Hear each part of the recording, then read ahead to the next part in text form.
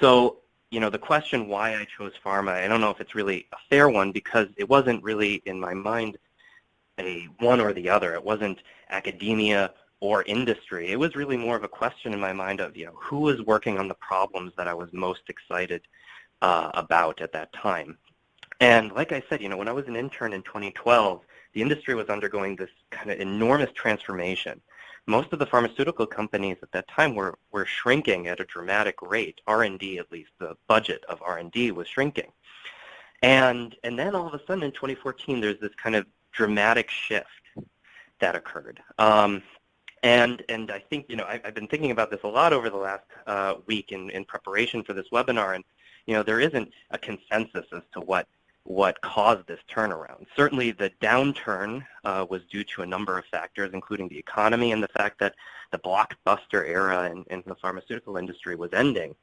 You had 10 blockbuster drugs go off patent between 2012 and 2014, things like the statins that you might recognize. So that was certainly a dramatic shift.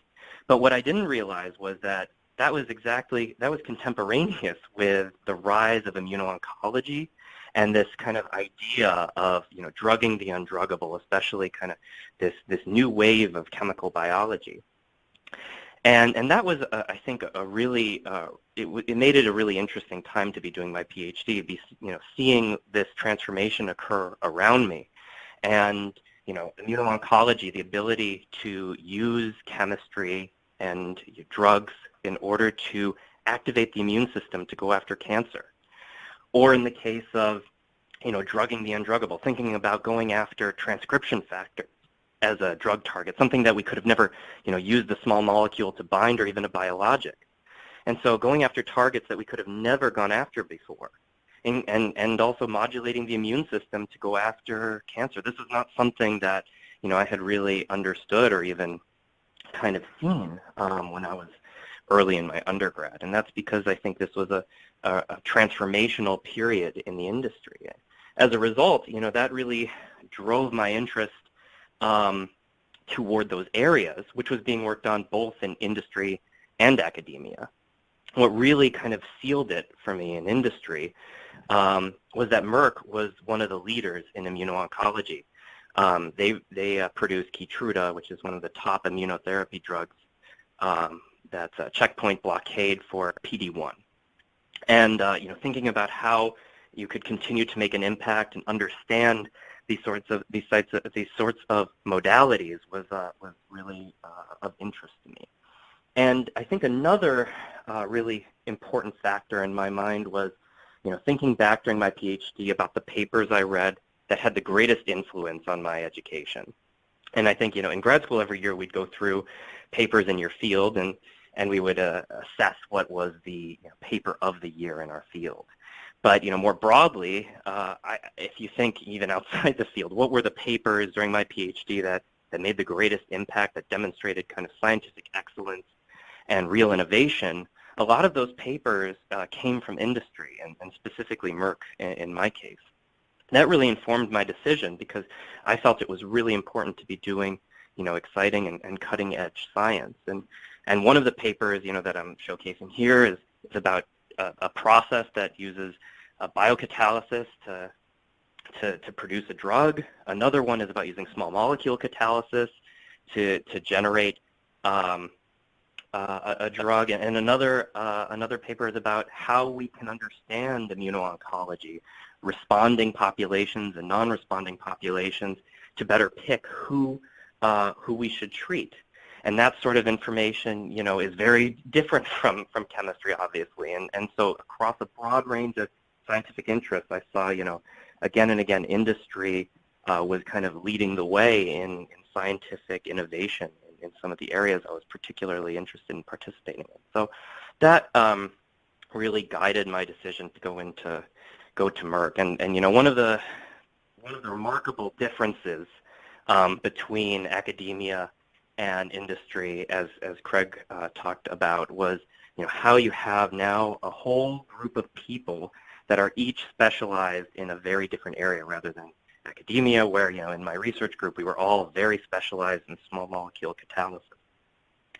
that actually creates a really interesting dynamic where, everyone is an expert in their own field, and it means that you don't need to learn everything yourself. You can rely on others, and you can, learn what is enough about a topic. And that was really a pretty big shift. The emphasis through the company on both scientific and personal development was a shift. And then I think most kind of glaringly was, emphasis on impact.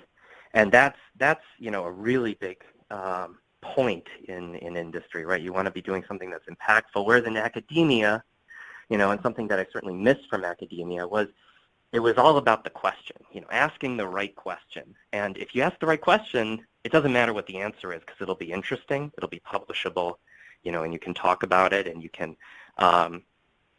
work to develop that question. That was something that not only do I miss, but I thought is probably the biggest difference in my mind. And as a result, right, in academia, you end up working on proof of concept problem solving, trying to demonstrate that your idea has validity, maybe not that it has any value or certainly not monetary value. So that was a huge transition in my mind.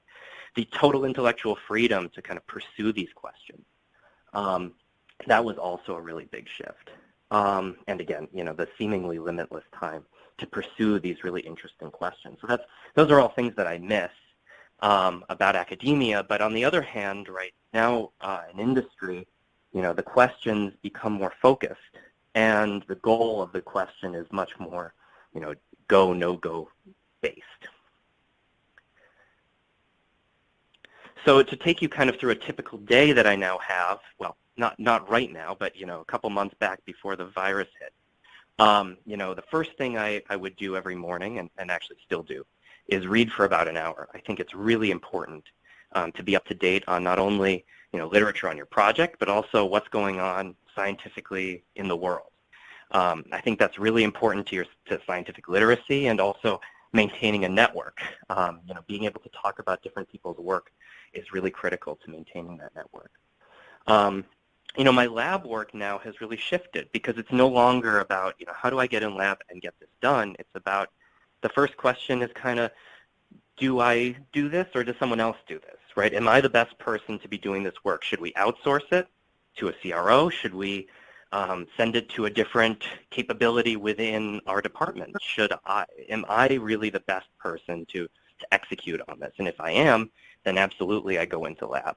But that's the sort of evaluation we do now. And right now, during the virus, we're thinking about new ways of adapting that work. And so how can I work with a team in, say, China to execute on programs that we need to continue to see progress from? I think another aspect of our job that people comment on is how many meetings there are. And, I think a lot of companies now are trying to get that under control. But I see a lot of value in meetings, especially from a collaboration standpoint, right? Since now you're working on teams, as Craig talked about, you need to be able to communicate effectively with a lot of different people, and everyone needs to be on the same page. And you need a lot more meetings in order to make sure everyone is on top of everything. And I find that a lot of really great ideas come from these meetings because you have people that think very differently about problems all coming together. You have much more systematic thinkers along with, a lot of different types of thinking coming together, managers, scientists, and that creates a really remarkable environment for innovative science to take place. The last thing I wanted to comment on was kind of how the crisis with the virus has affected our work. And, we're all working from home now. We're starting to get back to work here in the U.S., and I'm supposed to go back to begin lab work on June 8th. But up till now, we've been working our best from home to figure out how we can leverage external resources, how we can continue to make this impact during this time. And, one thing I wanted to mention that might be of interest to the audience is that we are indeed still hiring, and I do see a lot of job postings across the industry in spite of the virus. And in fact, since a lot of these companies are working on solutions to the virus, including Merck, there are several hiring surges actually in the pharmaceutical industry right now. So even though the interviews might not be on campus, they might not be in person, there are virtual interviews happening. And yeah, so even though this has certainly impacted everyone, business is continuing, and we are still hiring in the industry.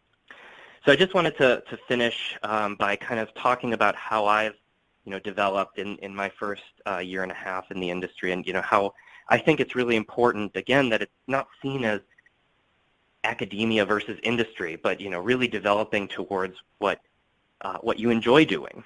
We see a lot more co-ops.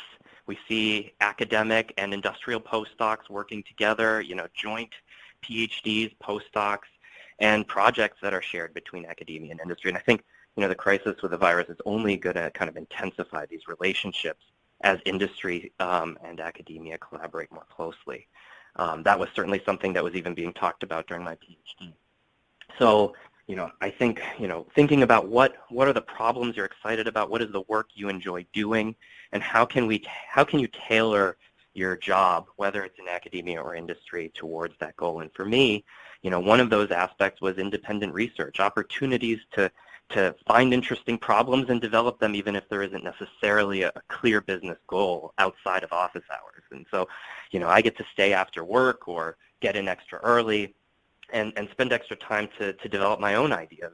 And earlier this year, I had the opportunity to publish a paper, and I had a lot of fun doing it. It was really satisfying to have kind of your own research with your name as corresponding author out there in the world. And it's also great to have the opportunity to kind of share with the greater community more about the work that we're doing in industry, which I also think is really important. I also think that loving to learn is such an important part of our job, and that's what motivates us to keep reading, to keep learning, to keep doing interesting things, and keep doing innovative science. And so that's something that no matter whether you go into academia or industry, I think is a must-have, and certainly something with the people that I work with. And last, is networking, and the importance of networking, not only for finding a job, but for accomplishing tasks at work. If we don't have a technology that we need, I need to have a contact at a company or a CRO that will be able to help me with that task. That all comes from networking. And I think a lot of the time in grad school we kind of lose sight of that. But it's a critical part, not only for your first job, but your second, and so on and so forth. So, I can't emphasize that part enough. And I'm really happy to connect with any of you. I put up my LinkedIn and Twitter profile on the webinar site. So please feel free to reach out if you have any questions, especially if we don't answer them during this webinar. And yeah, I really appreciate your attention.